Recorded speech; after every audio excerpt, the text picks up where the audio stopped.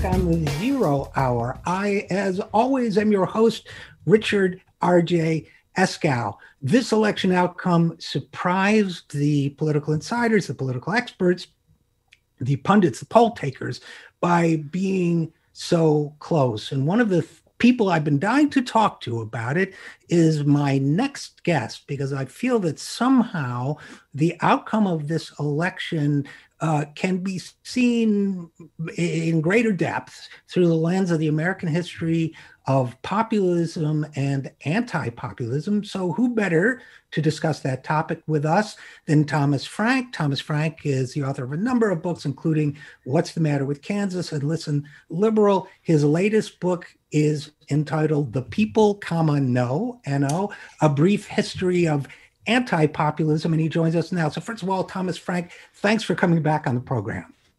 Richard, it's my pleasure. Anytime. I love talking about this stuff. Yeah, well, so do I. It's like, what else are we going to do in this, our COVID? Yeah, I mean, I've like done all the home repairs I can stand. So, so listen, let's start with this. Just broadly, you can take it from a populist perspective or not, but your take on this election outcome. Go. Oh man, come on now. So I'll narrow it down. How did Biden succeed where Hillary? I mean, there's 100 different ways to talk about it, but how did Biden succeed where Hillary failed? I mean, obviously, he's not a hated figure in the way that she is. He's reassuring, that sort of thing. So he has those advantages. But as you mentioned in your intro, the fact that everybody is talking about is that it wasn't a repudiation of Trumpism. It was fairly close, and the Republicans even gained seats in the House. And if you drill down all the way to this like state legislature level, Republicans did quite well. They had a not bad election, for a year that was supposed to be a big blue wave, and that is intriguing to everyone. So where should we go from there? Well, the reason why the populism angle has been on my mind, and I think it's a fascinating way to kind of bore into this result, is because, first of all, Biden, unlike, let's say, Hillary Clinton, has this long-standing kind of like, or at least the pundits believe he has, I think he does to a certain extent, this working class image, Scranton Joe, regular guy. Come on, man. I have to get rid of my Ray-Bans now that I've worn for 40 years because they're so closely associated with Joe. But so Joe had this persona that could be described as populism adjacent, right? That's a good way to put it. Yes. So and there's people like Bernie Sanders really like him. And you remember I wrote an article for The Guardian in the middle of the summer asking that question: why do people like Biden? Because it's certainly not his record. His record is dreadful from a populist point of view, but some of these people really genuinely like him. And it's the sort of things that you just mentioned, that it's his manner. It's, he's comfortable doing a factory tour, as we saw many times in the campaign. He likes speaking in union halls.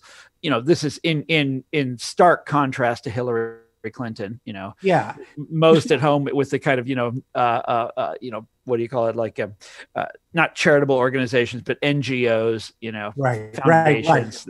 Right. Well, and to me, so it's as if Joe Biden has, the signifiers and signs, the semiotics of populism, but minus the substance, of course. Yes, I would say that's true, but I think that those signs and signifiers helped him to a certain extent. But absolutely, Richard, because he's going up against a guy who it's the exact same thing, has the signifiers, talks in this certain gruff way. And I don't know if you watched the Republican convention, but in Ivanka's speech introducing her dad, she talked about how he loves to meet with working class delegations. She went a little farther than I've heard anybody say about Biden. She said, and these big, strong guys, and they tear up when they meet the president because they love him so much, which was that was a bridge too far, in my opinion. But then, of course, Trump has all of this personality and all of this,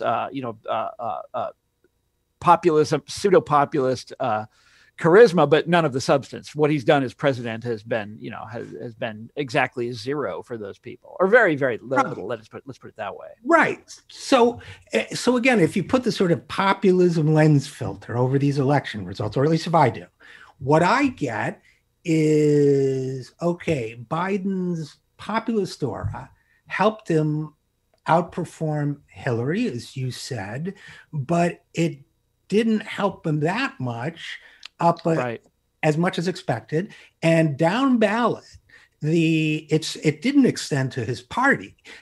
That the grip of this sort of dark simulacrum of populism that Trump and the Republicans represent is still much stronger than people realized. Yes. And therefore, packaging ain't going to cut it. And I would go further than that. I think that the long-term trends that I've been writing about, I mean, now it's 15 years now, are just going and going and going. I'll give you one example just to bring everything full circle for me, since this new book that people know is going to be my last political book. To go back to my first political book, which was What's the Matter with Kansas? A lot of it was about the area that I grew up in. Johnson County, Kansas is suburban Kansas City, very affluent, highly educated suburbs. And when I was growing up, one of the most Republican places in the country. Went for Goldwater over Johnson, for God's sake. This is a place that hadn't voted for a Democratic presidential candidate since Woodrow Wilson in 1916. And back then it was a rural area. So it was completely, today it's of course a bustling metropolis. And like I said, one of the most Republican places in America. Well, this time it went for Biden. For the first time in 100 years, went for a Democrat, because these affluent, white collar suburbs, that is where they are heading. And that is where the Democratic Party is heading. And it is funny, Richard. I don't know if it's, and I wrote this article for The Guardian that came out just the other day saying that Biden has to figure out how to reverse this. I don't know if it can be reversed. And I strongly doubt that the Democratic Party wants to reverse it. They look at what he did, and, winning a place like Johnson County, Kansas is a hell of a lot better than winning a place like Wichita, Kansas. I mean, and that really is the trade. Roosevelt's party won Wichita. Biden's party wins Johnson County, which is much wealthier, and they say, well, that's where you want to be. You want to be the party that's doing that, because of all the, the payoff. Well, also, I think these types of interpretations, Thomas Frank, get retrofitted to the ideological stance that parties want to take, right? So if appealing to, let's say there's the oligarchical class of the 0.1%, there's the top 10%, you wrote about a lot in Listen Liberal, and then there's everybody else, roughly speaking. You can, if you're a Democratic consultant, or politician, you can craft a narrative that says our victory depends on that top 10%, that professional class. Yeah. And then that justifies a lot of policies you may want to do anyway. Yeah. But the scenario that worries me, one of many, is okay, we have a party of the openly of the oligarchical class, and I hate using terms like that because pigeonhole. Yeah, but look, I mean, we have to confront this. I think you're right to say that. So let me say, party of the oligarchical class, or the less than 1%, party of the 10%, and then like 90% nothing. And the only way you can get them out is either by convincing them that a single individual like Trump is uniquely odious or what have you, but it's a recipe for a very broken democracy, don't you think? When both parties are effectively, tools of different segments of the upper class, correct. It's extremely dangerous. Not just dangerous. Well, first of all, we know what it leads to. It leads to extreme inequality, which is where we are now. And it leads to, the destruction of people's lives and communities. And, if you don't live in one of the really affluent cities on the coasts, or with a few handful of exceptions like Chicago or something like that. If you don't live in New York, San Francisco, Washington, Seattle or LA, your way of life is falling apart before your eyes, and has been for 10, 15, 20 years. And what we're, when both parties are captured by members of the oligarchy, by different sort of factions of the oligarchy, when that happens, there's no idea of doing anything for these people. I'm going to give you an example here. I know you know this, but the other day, Rahm Emanuel was on a TV show. Rahm Emanuel, leading centrist Democrat, one of the most important players in the sort of grand shift of the Democratic Party to the right over the years. Rahm Emanuel was saying, he was talking to people who have jobs in these dying industries. And he says, look, there's nothing we can do for you. There's nothing anybody can do for you. You have to go out and get a different education. And it's like, nice going, buddy. You just lost all their votes. You think about those small towns in Missouri, or those good sized towns in Missouri where everything is in ruins. Well, you just turn them over to Trump. Nice going. Second of all, it's just not true. There's all kinds of things you can do to rescue those people's lives. Telling them that they need a different education is just, can I curse on your show? Which sex will work for Troy because he has to drop it out. It's just, what I was going to say. It's such a ridiculous thing to say. And the idea that that you're only employable if you get the right kind of education is just a fantasy of a different kind. Well, and it's also, I've done a lot of writing about this too. Yeah, I've done a lot of writing about this, Thomas Frank, and digging into the economic literature. It isn't true. Yeah, that you can give people the education, the jobs won't be there. I mean, if you build the programmer, the job doesn't come. And this is one of the biggest fantasies of Clintonism. Do you remember that back in the 90s? It's like, we're going to retrain everybody. Oh my God. I wrote a piece for the American Prospect about this a couple of months ago. Absolutely. And the thing is, also, I would add to that, and of course, this problem goes well beyond Rahm Emanuel. It very much reads, I believe, as elitism, classism. The life you live, the life your father and mother lived, the life your grandparents lived, isn't worth. I'd like to curse. Isn't worth blank. You've got to, have a law degree from Yale, or we don't care about you. Yeah, and to think that is a spokesman for our party that said that on national TV. It drives me crazy. But the reason it drives me crazy is because it's not just him. This is, they all say this. Barack Obama probably said it 100 times while he was president. We know, Bill Clinton said it all the time. Now, Biden, to his great credit, does not say things like that. Right. But it's just a matter of time. Look at who he's putting in the administration. It's going to be filled with guys like Rahm Emanuel. And they'll be saying stuff like that and making up programs like that all over the place. And in 4 years, you're going to get a different Trump. Trumpism, what we learned from this election is that Trumpism itself is not going away. And, I've been saying that for a long time, ever since Trump got elected the first time. And we know, I say that with utter and complete confidence, because Trumpism is not just Trump. This goes back to Reagan. This goes back to Nixon. This is Pat Buchanan. This is the direction in which the Republican Party has been heading for a very long time. Trump is just the most outrageous expression of it. He's found ways to sort of break through with that, pro wrestling persona of his and that kind of thing.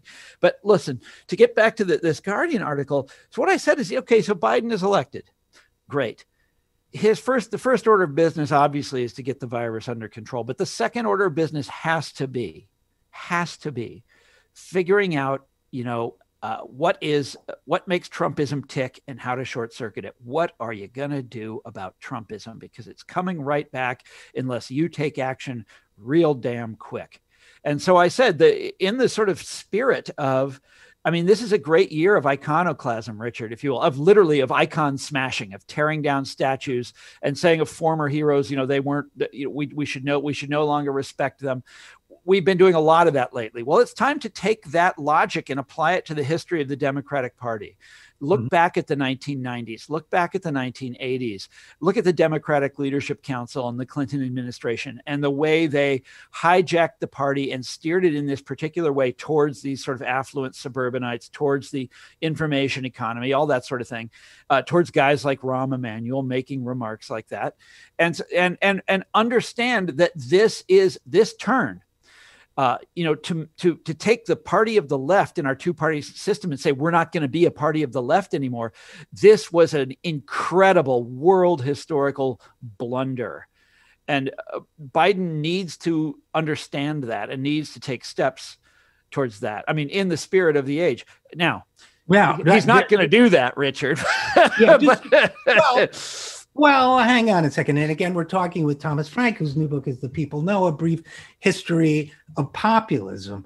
I suppose, Tom Frank, you could create in one's mind, a scenario. Now, I'm not saying I'm predicting this, but you could create a scenario where Joe Biden comes in January 20th. I think there's going to be a lot worse than people are really talking about right now. All the supports will end, and so on. And Biden comes in and theoretically meets the moment, right? Says, it's like FDR coming in. Wow, the wreckage is way worse than I thought. These half measures of Clintonism and Obamaism are not going to. Now, early indications are that's not going to happen. But it is theoretically possible that Biden will recognize the magnitude of the moment and try to do things differently. I don't know, but what do you think? Well, anything could happen. Bernie Sanders certainly thinks that he's going to be that kind of president. And, I don't want to, me, I'm extremely cynical. And I don't want to go down that road because that would be a betrayal of my extremely cynical self. But he could switch on that inner Lyndon Johnson. I mean, this is a guy that spent his entire life in the Senate. He knows how things get done. You have a very idealistic loyalty to your inner cynicism. I admire that. That's good. High principle. That's good. Yeah. Yeah, of course. And by the way, I mean, for people like the two of us who, maybe you're done writing about politics, but for people like the two of us who comment on politics, cynicism, or at least more worser case scenarios, is a good way to go. Because look, if everything happens to turn out wonderfully, they don't need us. So we should be working the side of the street that says, it's probably going to be rough out there. Yeah. Don't you think? But I also think that if Biden it doesn't mean that he has to convene a blue ribbon commission and sit around and have the best minds in sociology or whatever figure out Trumpism and what to do. I don't think he needs to do that. I just think he needs to deliver for those people in small town Missouri, in small town Kansas, and small town wherever else, and like these dying industrial towns. He needs to deliver for those people, and that is possible. And that is something that a good president, a president that wants to get reelected. I don't know if Biden wants to get reelected, but he certainly wants he wants to have a legacy. He wants his party to succeed. It's a president who's interested in success would do those things naturally as a matter of course. And that by itself might be enough to short circuit Trumpism, at least in the short run. But I'm not going to hold my breath. My feeling is that he will proceed as though it's Obama's third term. And let's remember where Obama left off. It was all of these newspaper columnists saying, the presidency is a weak office. There's, Obama can't really do anything. There's a reason he doesn't get anything done, and that's because he can't.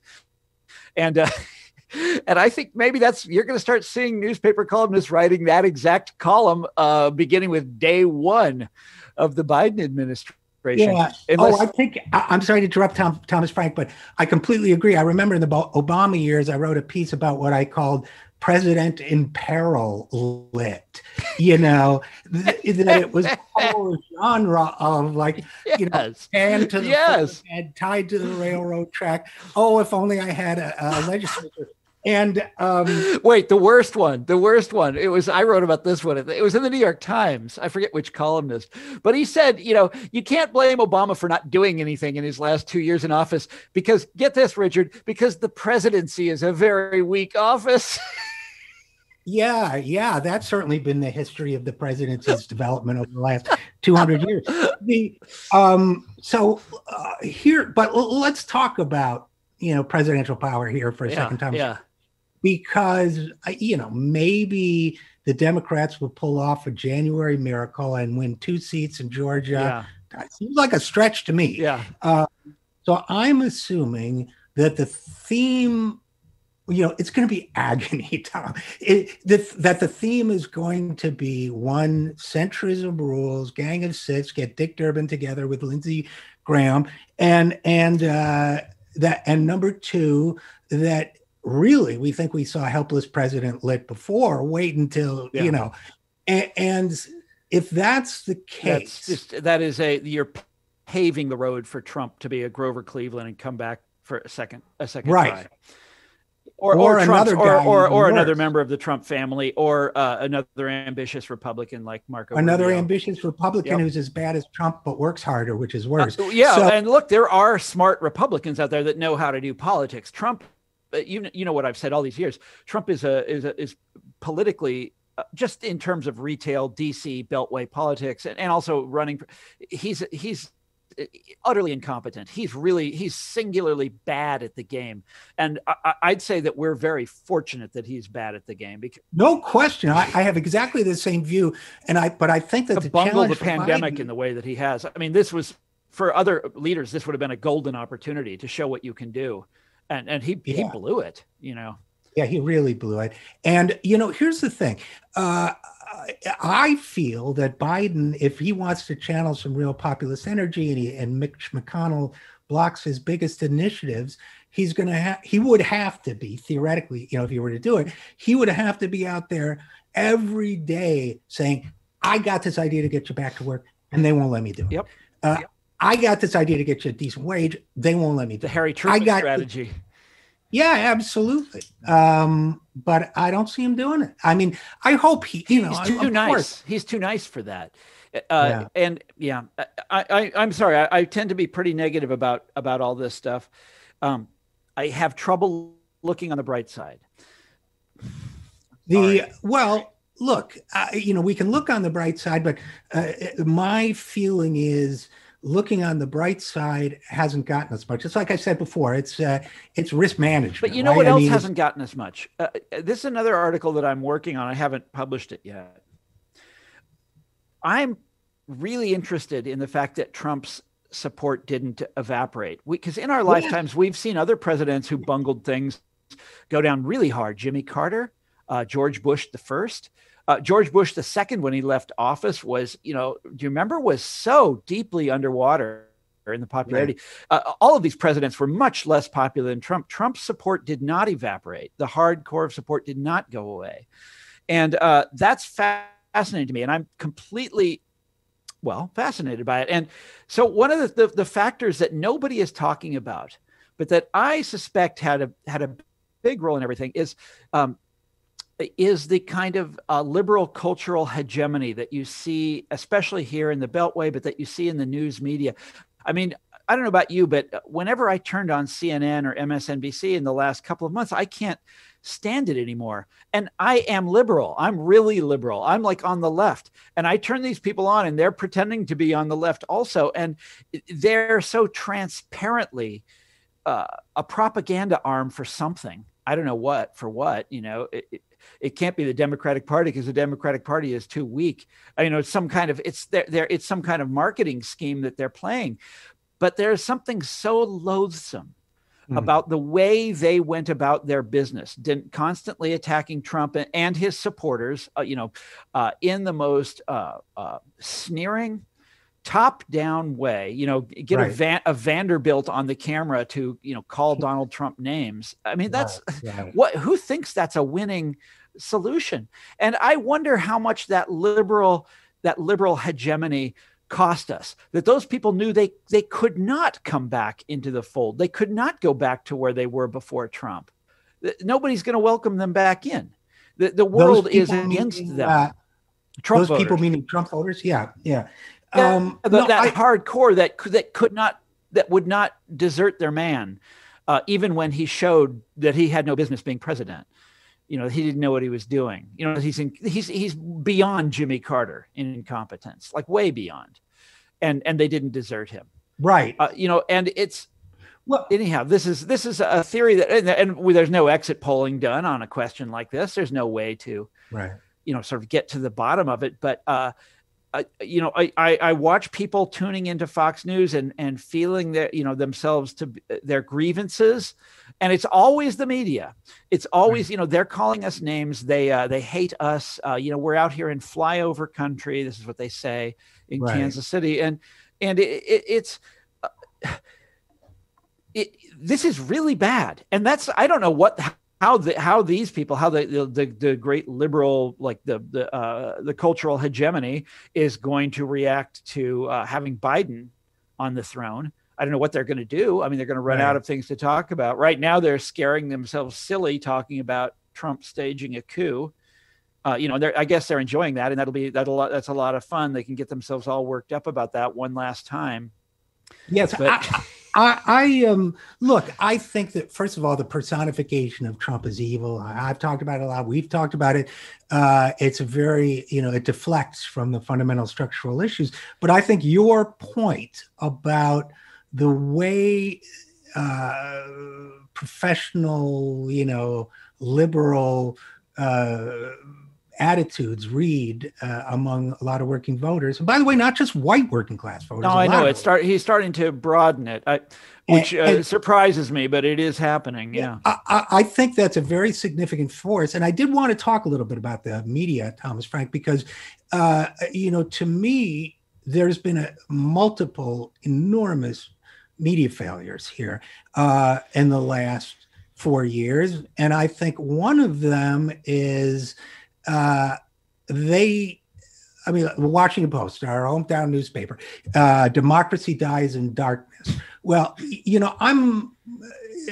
but their darkness, as they define it, is specifically a guy who is not one of us in the White House. Yeah. That's their, and to me, that is exactly right. Yeah.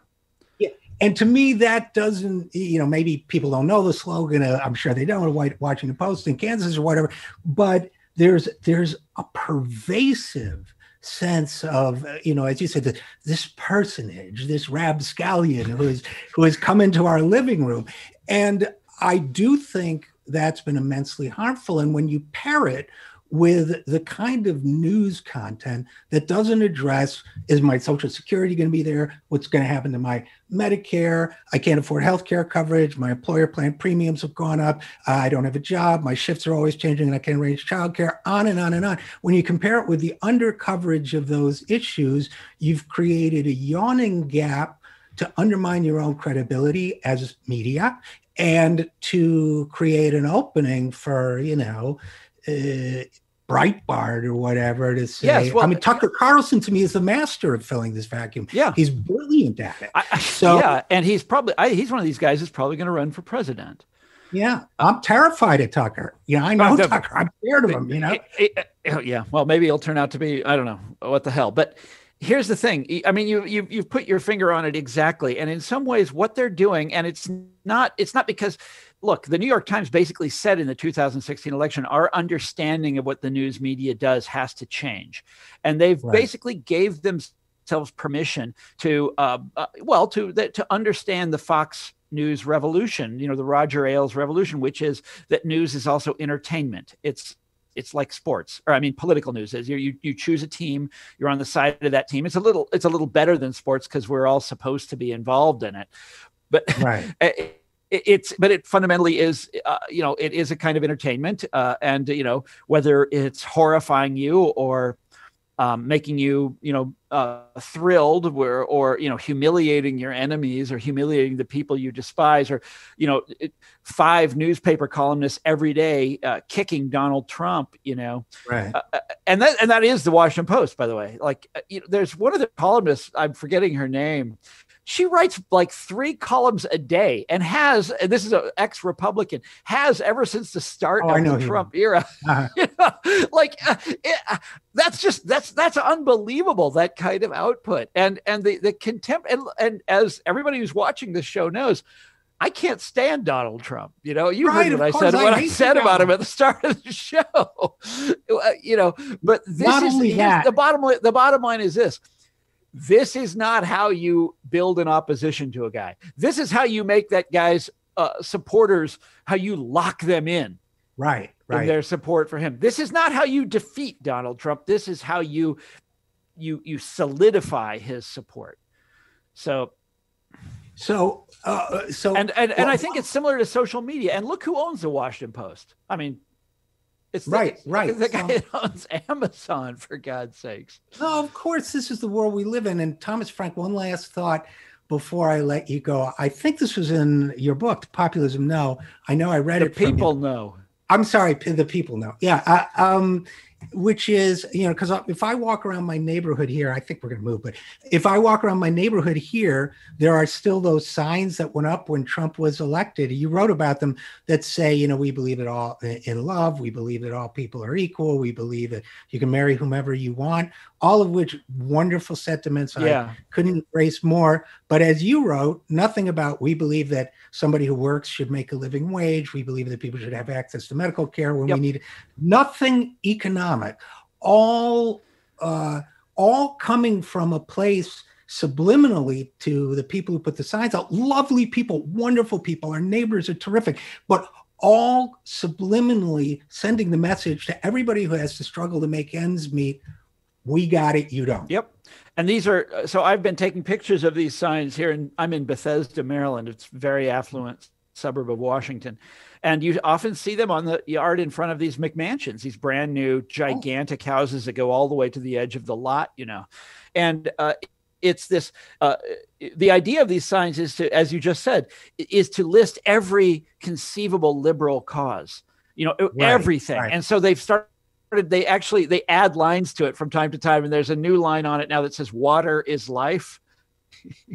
And so it's like, they've got the stuff about immigrants. They've got the stuff about women's rights or human rights, and they've got one that says like science is real. I love that one. Nothing about labor. No economic. It's like none of that stuff is part of liberalism. And again, they've tried to be as universal as they can. They've tried to be as inclusive as they can. All the liberal issues on one sign, and they've completely left out, my issues, the issues that define the Democratic Party as recently as 30 years ago, that were what the Democratic Party was. Anyhow, that's who we are. That's where we're going. And it is a toboggan ride straight to hell, my friend. Yeah, and my last thought about that. I'll be gone, you'll be gone, right? Well, I'm going to be writing about advertising again, or I love your book on advertising.